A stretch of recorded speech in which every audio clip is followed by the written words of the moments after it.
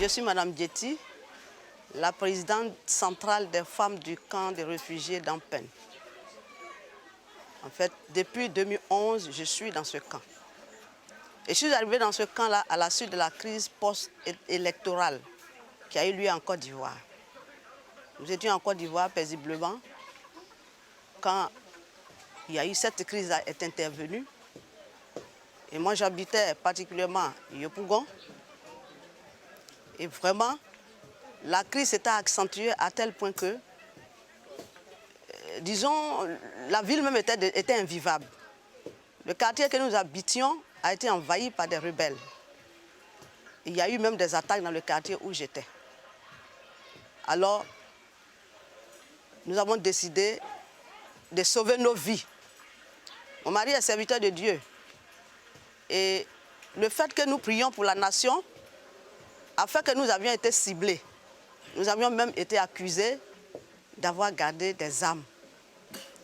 Donc, lorsque, dans le quartier, on nous a fait savoir qu'il y avait une telle accusation qui planait, nous avons fait asseoir les sages du quartier et celui qui a donné cette nouvelle, nous l'avons interrogé et il a dit qu'il était en train de s'amuser. Alors les gens lui ont dit on ne s'amuse pas avec la vie des gens. 2 jours après, notre voisin vient et il dit pasteur, cette nuit-là, à l'époque quand les choses se sont aggravées, au Toit Rouge, tous nous dormions à l'église catholique des Toits Rouges.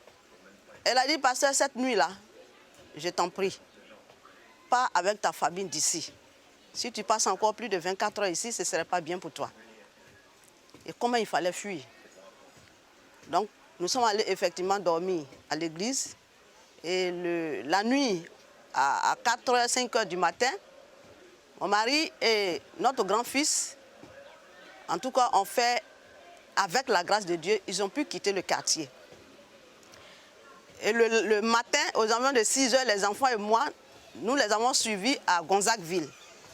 Et lorsque nous sommes arrivés à Gonzagueville le lendemain, il y a eu un corps qui a été découvert dans le quartier et il est dit que c'était un jeune JFPI, membre de JFPI qui a fui, qui est venu dans ce quartier et qui a été abattu. On a vu que ce n'était pas encore bien pour nous de rester là parce que mon grand-fils était un membre de JFPI. Il était même directeur de bureau, un bureau de vote. Donc mon mari a dit, ah, ce n'est pas encore bien qu'on reste ici. Et mon fils a appelé ses amis qui s'étaient déjà avancés à Bonois. Ils sont arrivés à Bonois. 2 jours après, à Bonois, il a dit que les gens allaient entrer encore pour attaquer. Et son ami a dit, ah, moi je suis de Bonois, je peux me cacher, mais je ne peux pas mettre 2 étrangers sur mon dos pour me cacher. Si tel est le cas, je préfère que vous alliez au Ghana. Voilà comment mon mari et notre premier garçon sont arrivés au petit camp à Elubu. Et il nous a fait appel. Nous les avons rejoints. Une semaine après, le 29 avril 2011, nous sommes arrivés dans ce camp. Nous sommes arrivés dans ce camp, c'était très difficile. La vie était difficile. Mais on a trouvé le HCR qui a fait des tentes pour nous. Mais la vie était tellement difficile, on vivait avec des serpents, des scorpions. Même la nuit, même les serpents rentraient dans les tentes pour piquer les gens. C'était vraiment difficile. Mais avec ça, avec la grâce de Dieu, nous avons pu survivre. Mais les difficultés demeurent toujours. Je suis femme. Vous savez, quand on est des Africains, c'est l'homme qui se bat pour nourrir la famille. Mais ici en exil, les choses ont changé. C'est les femmes aujourd'hui qui font tout pour que la famille vive. À là où je vous parle, si vous allez dans la ville, tout près là, vous allez trouver nos femmes en train de laver les habits. Très tôt le matin, elles vont laver les habits des Ghanéens dans les villages. Et quand elles gagnent quelque chose, elles viennent pour nourrir la famille. Mais ce n'est pas facile pour ces femmes-là. Lorsqu'elles arrivent, elles peuvent laver des habits, on peut ne pas les payer. Souvent, même, elles sont en train de laver des habits et celui pour lequel elles lavent les habits peut lui dire « Viens, madame, je vais te parler ». Et quand elle refuse, il la brutalise ou alors il abuse d'elle. très difficile. Le matin, elles sont obligées de se lever, aller casser du fagot un peu partout parce que la nourriture est arrêtée. C'est difficile. Ici, la vie. Mais nous faisons avec, dans l'espoir qu'un jour, nous puissions retourner chez nous. Ici, il y a eu des partenaires de HCR, ADRA, qui ont fait apprendre des métiers aux gens. Mais ici, la vie est difficile parce que d'abord, il y a une barrière linguistique.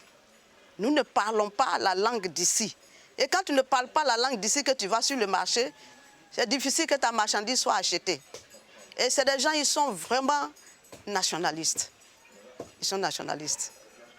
Et donc, on peut même te faire apprendre un métier. Tu peux connaître ce métier-là, et puis ça peut ne pas te rapporter.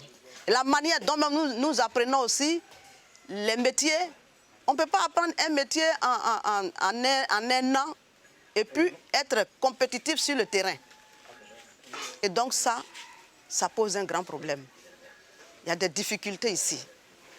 En plus de cela, nous avons nos enfants qui vont à l'école. Lorsque nous étions arrivés au départ, les Ivoiriens ont tout fait pour créer une école francophone.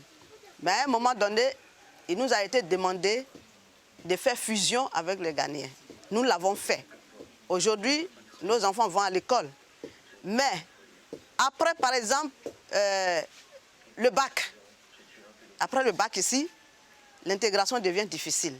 Les universités sont payantes au Ghana. En tant que réfugiés, nous n'avons pas de moyens pour payer l'université de nos enfants pour qu'ils puissent continuer. Et puis, il y a une bourse que le HC offre, qu'on appelle la bourse d'AFI.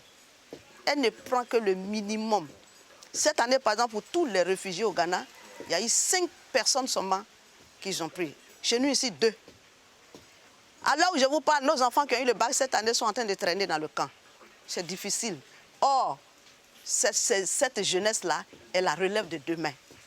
Et vraiment, nous avons d'énormes difficultés ici. Mais je voudrais lancer un appel. On vient toujours nous dire ici, non, il n'y a pas de réinstallation pour les Ivoiriens. Pas plus que hier, quelqu'un est venu nous dire ça encore.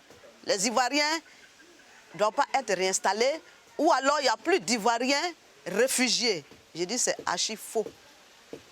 Nous avons 3 camps de réfugiés au Ghana, sans compter les réfugiés riverains et ceux qui sont dans les villages, qui se débrouillent dans les villages.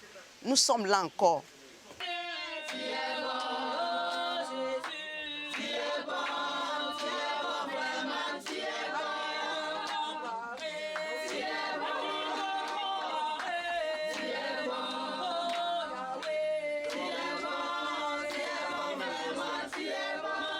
Parlant de réconciliation en Côte d'Ivoire, je ne vois pas ça trop bien.